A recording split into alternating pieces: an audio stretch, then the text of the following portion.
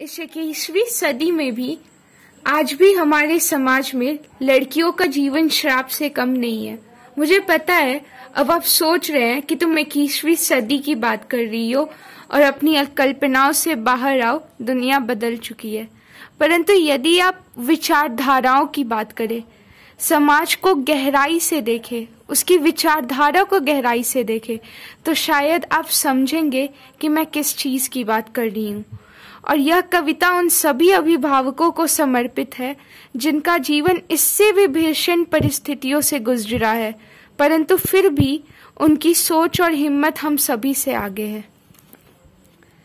कल जब तुमने कहा कि यह शिक्षा तुम्हारी किस्मत है, तो मैं सोच में पड़ गया। पर इसमें तुम्हारी गलती नहीं है, क्योंकि इस छोटी सी उम्र में तुमने उन चीजों को ललकारा है जिससे तुम्हारे भाइयों का कोई परिचय ही नहीं है। और कभी कभी तुम्हारे शब्द और समझदारी मुझे सोच में डाल देती है, मुझे अपने आप से प्रश्न करने को मजबूर कर देती है कि क्या मेरी परवरिश सही है। हम दोनों के हृदय में हर पल हर दिन यही प्रश्न रहता है कि तुम्हें यह जीवन क्यों दे रहे हैं। मुझे याद है तुम्हारे 3 वर्ष के होने पर जब उन्होंने हमें तुम्हारे सौंदर्य के लिए जड़ी बूटी खरीदने को बोला, तो पता नहीं क्यों हमने तुम्हारे लिए स्लेट खरीदी। जब वो अपनी बेटियों को चावलों के अलग अलग प्रकार बनाने सिखा रहे थे, पता नहीं क्यों हम तुम्हें वर्णों का उच्चारण बता रहे थे। जब वो अपनी बेटियों को शिवरात्रि के लिए जगा रही थी, पता नहीं क्यों हम उसी दिन तुम्हारा टिफिन बना रहे थे।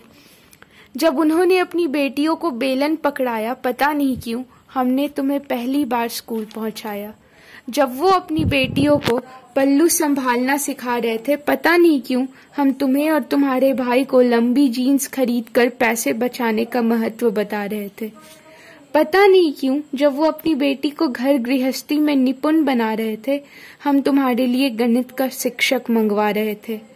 पता नहीं क्यों जब वो अपनी बेटियों को लड़के और उसके परिवार के बारे में बता रहे थे, हम तुम्हें नौकरी मिलने में आसानी होगी ऐसा कहकर विज्ञान की जगह कॉमर्स लेने को समझा रहे थे।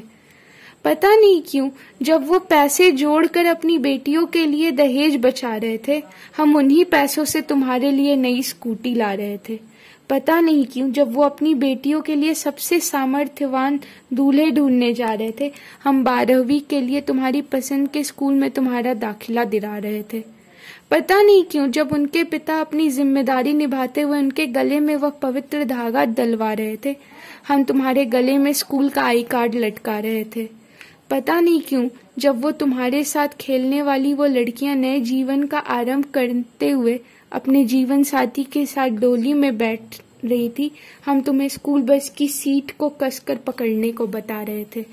पता नहीं क्यों जब वो समाज की इस अद्भुत जिम्मेदारी से मुक्ति पा रहे थे, हम तुम्हें कॉलेज भेजने की एक नई जिम्मेदारी उठा रहे थे।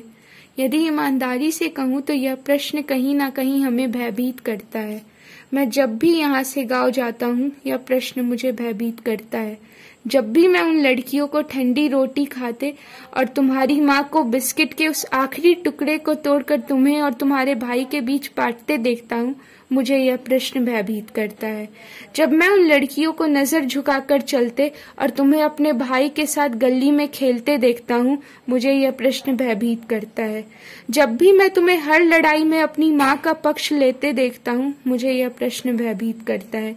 जब भी मेरे वह भाई मुझसे तुम्हारी बढ़ती उम्र की बात करते हैं, मुझे यह प्रश्न भयभीत करता है। परंतु शायद इस भय और इन सभी प्रश्नों का उत्तर भी तुम ही हो। तुम्हारे जन्म के बाद निकले वह आंसू इन प्रश्नों का उत्तर है। तुम्हारा बचपने और मुस्कुराहट से भरा चेहरा इस भय का भेदी है।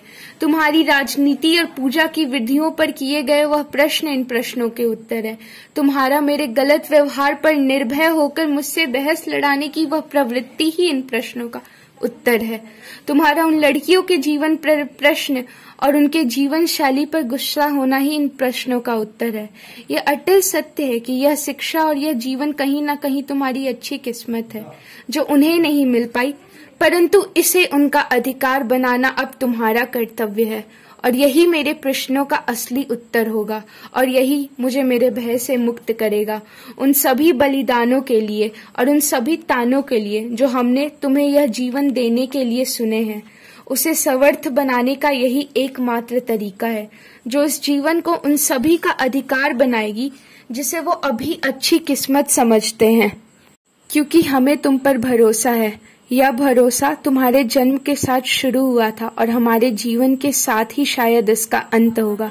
हमें भरोसा है कि जिस प्रकार से हमने इस जीवन को तुम्हारा किस्मत नहीं अपितु तुम्हारा अधिकार समझा, तुम इस बात को इस समाज को समझाओगी, एहसास दिलाओगी कि वो हर लड़की जिसके जीवन को आप उस दहेज और अशिक्षित होने के बीच में तौल देते हैं, वह जीवन किस्मत का नहीं अपितु अधिकार का जीवन है।